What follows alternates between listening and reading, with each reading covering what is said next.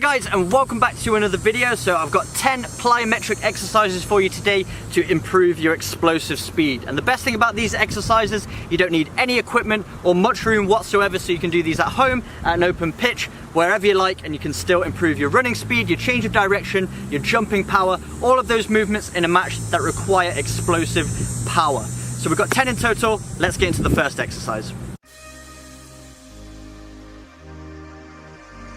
Exercise 1 is jump squat. So we're taking a normal squat, which is used to build the hamstrings and the quads, and we're adding an explosive element by jumping up into the air.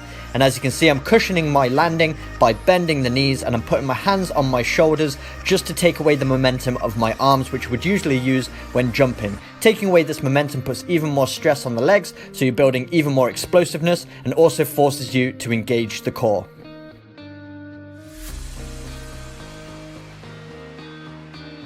Exercise 2 is jump lunges. So this is when we bend both legs 90 degrees, one in front of the other, and then we explode up into the air by straightening both of our legs, and then we land with our opposite foot in front. And as you can see, cushioning my landing once again by bending the knee as I make impact with the ground. And this time I'm using both of my arms for balance, and they're bent 90 degrees as well. And as my right arm comes forward, my left leg comes forward, and vice versa.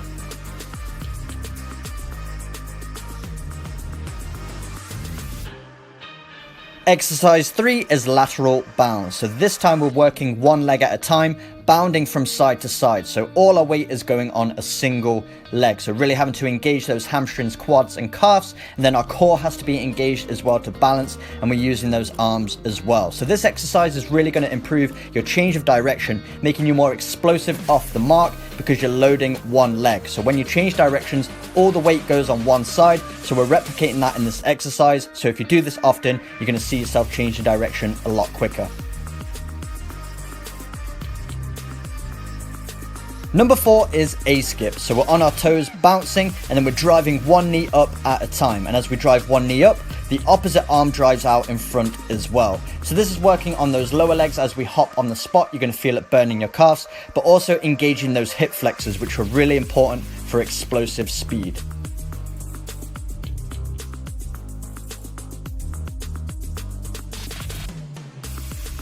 Exercise 5 is reverse lunge knee drive. So we're performing a reverse lunge, so our foot goes behind us, bending both knees 90 degrees.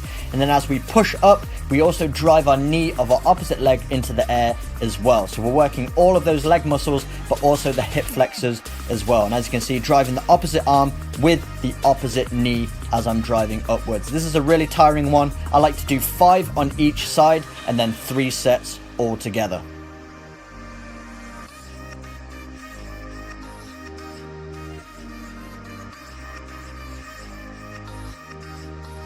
Exercise 6 is tuck jumps. This time we're using our arms as momentum, and then we're lifting both hip flexors. So really getting a lot of hip flexor work here, and we're bringing both knees up 90 degrees parallel with our hips. So nice jumps, and as you can see, I crouch forward, so having to engage that core as well. A great exercise for building jumping power and overall explosiveness.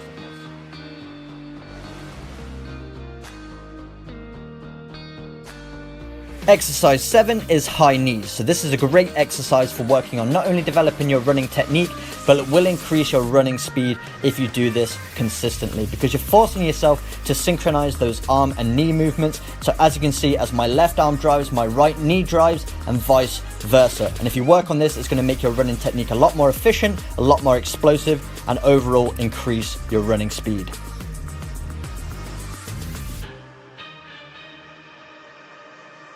Exercise 8 is heel flicks. So we're bringing up those heels behind us towards ourselves, which really isolates the hamstring muscles. To perform that leg flexion, you're really engaging the fast twitch fibers in your hamstrings, which are going to make you overall more explosive when you're running. And once again, remaining on those toes, getting in a rhythm, and trying to coordinate those arm movements with our leg flexion as well.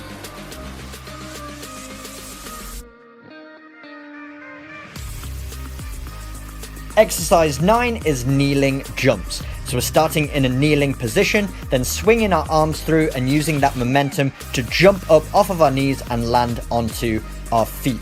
Really forcing you to engage those hip flexors. They have to be really explosive to be able to swing those legs up and engaging that core as much as possible. The combination of your hip flexors and your core should be enough to give you that momentum and power to jump back onto your feet. Really good movement for developing your explosive capabilities. Might take a little bit of practice to get this one, but when you do, you're going to see a huge translation into your performance on the pitch, in your running speed, your jumping power, and all of those movements that require maximal force in a short period of time.